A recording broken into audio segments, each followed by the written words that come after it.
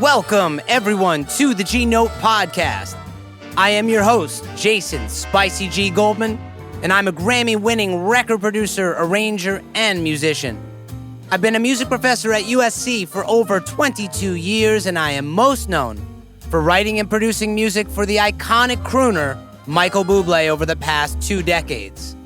This is a pod for musicians who want advice and strategies on navigating the music industry. If you're not a musician but a music fan, I promise there is plenty in here for you as well. On this pod, we talk all things music. On today's episode, we are talking about only going into the music business if you have to. Let's go.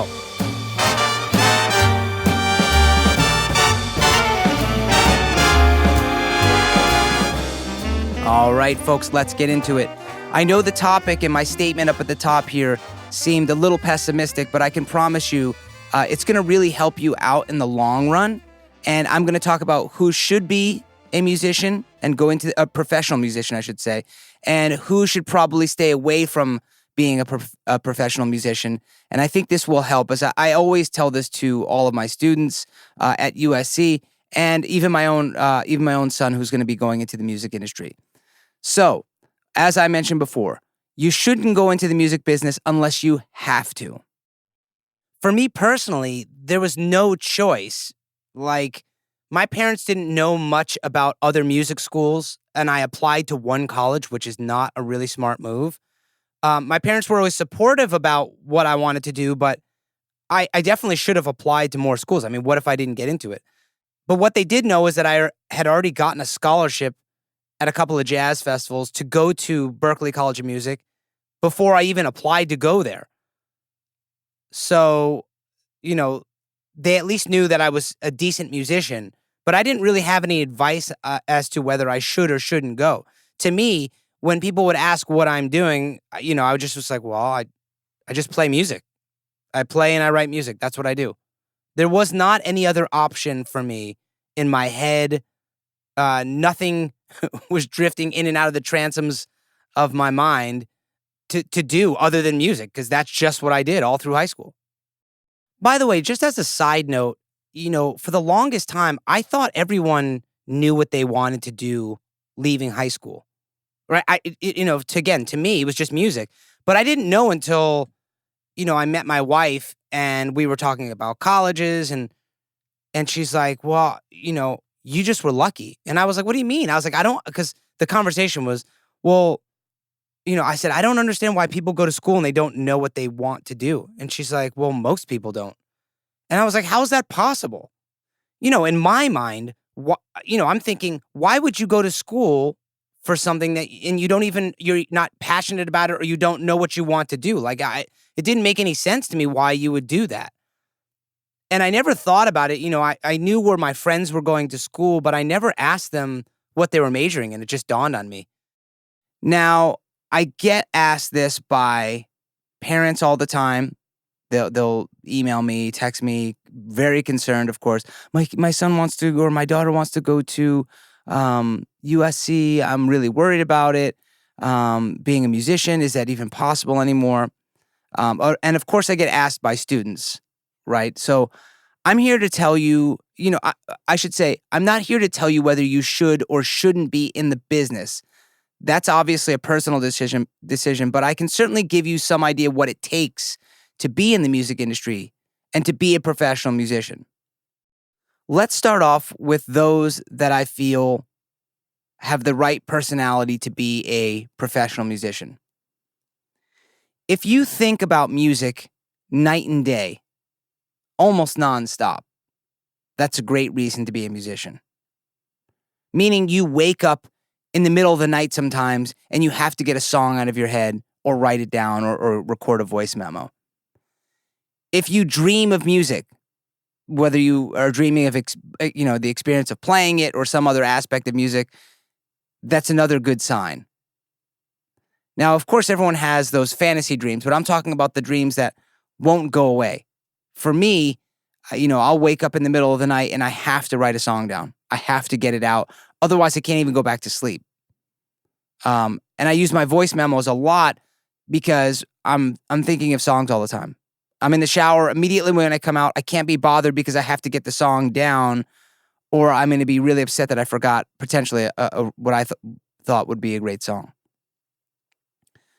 If you're thinking about a musical experience you had or want to have all the time, meaning that you're thinking about playing with a band or wanting to get to sound like a certain person, or, you know, getting better at your craft, and you're thinking about this all the time, and it bothers you, almost like it's almost like a sickness where you have no choice, right?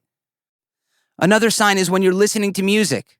Not only do you just love the song or the music you're listening to, but you're trying to dig super deep into it. What is each part playing? Like each particular instrument? What's the harmony of the song? I can't tell you how many times I'm listening to a song and I'm thinking about the chord progressions that are going by. Or you're thinking about the lyrics and you're thinking about the meaning of the lyrics, but not just the meaning, but how the composer or the songwriter wrote the song, and what you think that person was going through, and how you think you can add those things into your writing. So you're basically dissecting a song. If you do tons of research on a song, like who are the musicians on the song? Who are the producers or the engineers? So you're searching for beyond just the song.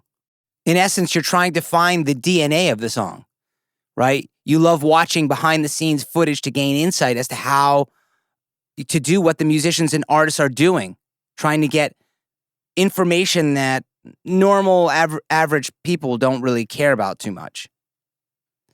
This is the biggest one. If you can't see yourself doing anything else with your life except music, then you should probably be a professional musician. You would get bummed out, or you get bummed out at the thought of doing something other than music. Like, it literally depresses you. Or you don't even know what else you could do because you just do music. Those are the people that should be musicians.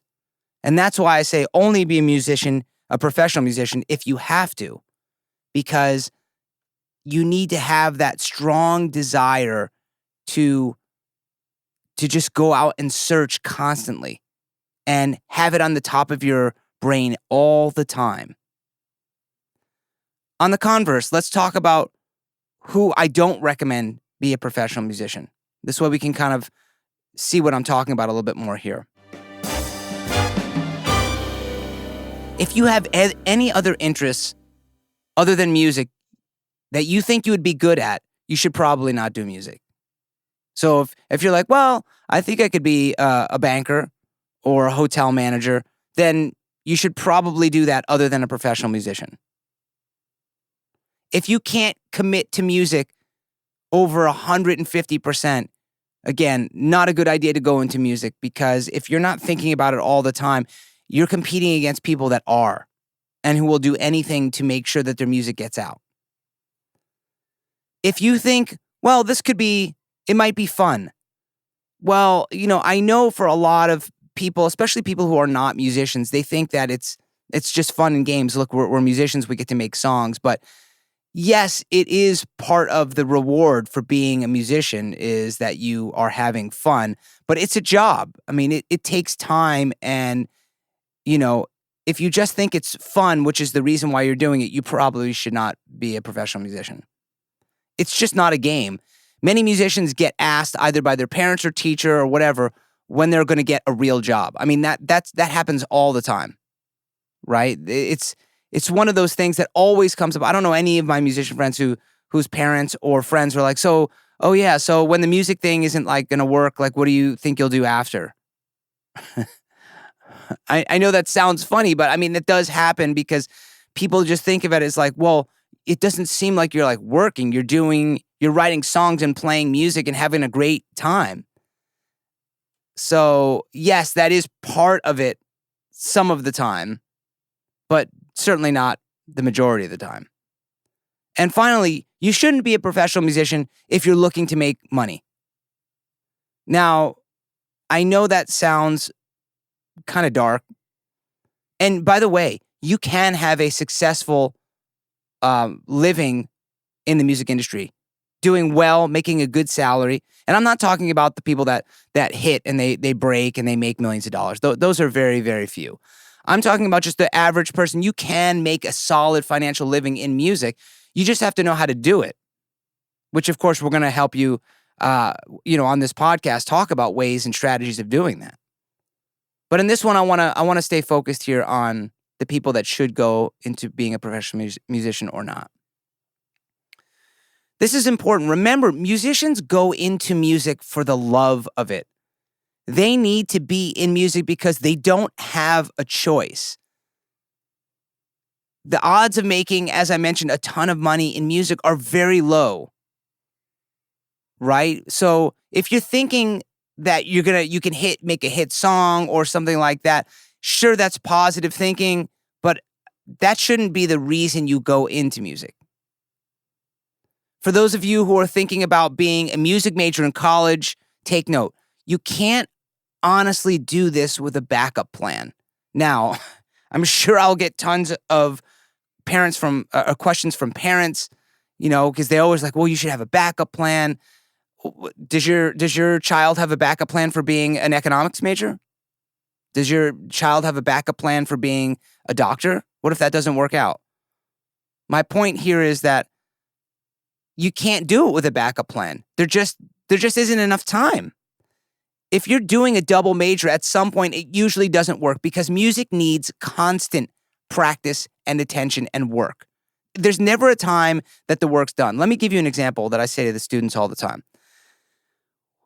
Let's say you're a biology major and you go and your teachers give you assignments and reading and you do all of that. And then your homework is done and you can go do something else. You can go out, party, hang out, whatever, until the next class. For musicians, we may get an assignment in class to write a song, but once that's done, we have to continue to practice. There's never an end to it. And that's really one of the things that tears away at musicians a lot of times, is that the amount of practice that goes into this art form it's a lot of time, and it's incredibly intense. Remember, musicians are many times trading money and an easier financial path for passion and love. It tends to be the trade-off for doing something you are so passionate about and love. I mean, that's what it comes down to. I do want to stress here that I'm not saying if you like music and play music that you shouldn't do either of those. We're talking about being a professional musician where you're making a living off it. You can always be a musician on the side for fun and not have to worry about making a living at it and doing it professionally. There's plenty of people that do that. You see stories all the time about doctors or lawyers who play guitar and on the side they have a band, and that's totally awesome. Totally acceptable and encouraged. Music brings joy to all, not just the music creators. My point in this episode is choosing whether to become a professional musician is the right fit for you if you are unsure. I'm being totally honest here. Being a professional musician is difficult, and it can be very, very trying. Personally, I'm lucky. I got a break, and I was able to take advantage of that break. Yes, I did have talent, for sure. It's really hard to get a break without talent. But at some point, you're hoping, and you have to get lucky enough to get some sort of a break. My break, obviously, was getting into Michael Bublé's band. And that set me up for a little bit more long-term success. But again, if you've heard some of the earlier pods, right, it's once you get those opportunities, it's what you do with those opportunities. So it's not just the break that's going to help you. The personality type that tends to do the best, at least financially in music, we'll just say financially for the sake of it, are the very serious musicians who are extremely professional, work harder than most, are organized, and will do whatever it takes to make it. Those are the ones I always feel will do the best, financially, and they'll be constantly trying to attain the highest level of being a musician. And those are the ones, in my opinion, that should be musicians. If you are not any of those types of people, right? Which, by the way, a lot of musicians aren't, which is why they tend to not stay in music, then you should probably think of another career. I feel like this episode that I'm giving here, as much as I don't try to do things that are more pessimistic. I try to be a lot more optimistic. But I feel like this episode will be a success if you are thinking either of these things. If you're thinking everything that I just described is you when it comes to music. Or if you don't think being a professional musician is a good choice for you. If either of those things have happened by the end of this episode, then I feel like this one was a success. Because it's a very hard look in the mirror, especially when you do like something a lot and you do love it almost. But it's different than having a nonstop urgent need to do it. And you have to do it. Which is why I say, don't be a professional musician unless you have to. All right, folks, that's all the time we have for today's episode. If you haven't already, please subscribe to this pod so you can stay up to date with new shows, giveaways, and more importantly, the concerts. Folks, come out to one of my big band concerts. I promise you'll have a great time. Go to the website and check it out at jasongoldmanmusic.com. You can also follow me on Instagram at SpicyGMusic. And on the website, you can see what projects I'm currently working on and to see when I'll be performing next. Thanks so much for listening, folks. Much love. Peace.